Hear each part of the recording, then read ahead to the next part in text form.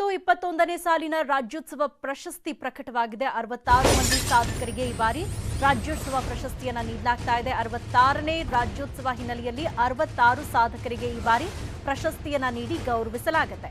ನಟ ದೇವರಾಜ್, ಗಂಗಾವತಿ ಪ್ರಾಣೇಶ್, ರೋಹನ್ ಬೋಪಣ್ಣ, ಬೈಕಂಪಾಡಿ ರಾಮಚಂದ್ರ ಸೇರಿದಂತೆ 66 ಮಂದಿಗೆ ಈ ಬಾರಿ ರಾಜ್ಯೋತ್ಸವ ಪ್ರಶಸ್ತಿ ಲಭಿಸಿದೆ.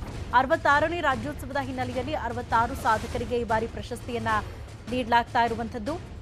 ರಾಜ್ಯ ಸರ್ಕಾರದಿಂದ 2020-21ನೇ ಸಾಲಿನ ರಾಜ್ಯೋತ್ಸವ ಪ್ರಶಸ್ತಿಯ ಒಂದು ಪಟ್ಟಿ ರಿಲೀಸ್ ಆಗಿರುವಂತದ್ದು. ಸಾಹಿತ್ಯ ಕ್ಷೇತ್ರ, ರಂಗಭೂಮಿ ಕ್ಷೇತ್ರ, ಜಾನಪದ ಕ್ಷೇತ್ರ, ಸಂಗೀತ ಕ್ಷೇತ್ರ, ಶಿಲ್ಪಕಲೆ, ಸಮಾಜ ಸೇವೆ, ವೈದ್ಯಕೀಯ ಕ್ಷೇತ್ರ ಸೇರಿದಂತೆ ವಿವಿಧ ವಲಯಗಳ ಸಾಧಕರಿಗೆ 66 ಜನ ಸಾಧಕರಿಗೆ ಈ ಬಾರಿ ರಾಜ್ಯೋತ್ಸವ ಪ್ರಶಸ್ತಿಯನ್ನ ನೀಡಲಾಗ್ತಾ ಇದೆ.